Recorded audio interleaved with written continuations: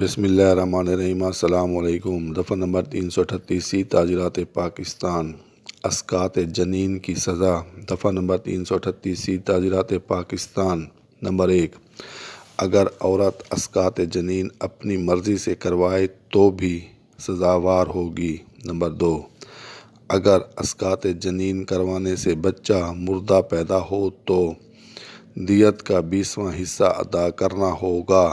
Number 3، اسقاط جنین کروانے سے اگر بچہ زندہ پیدا ہو اور مجرم کے فعل کی وجہ سے مر جائے تو پوری دیت ادا کرنا ہوگی۔ نمبر 4، کسی اور وجہ سے بچہ مر جائے تو 7 سال قید کی سزا ہوگی۔ اسقاط کے معنی پیٹ گرانا یا گرنا۔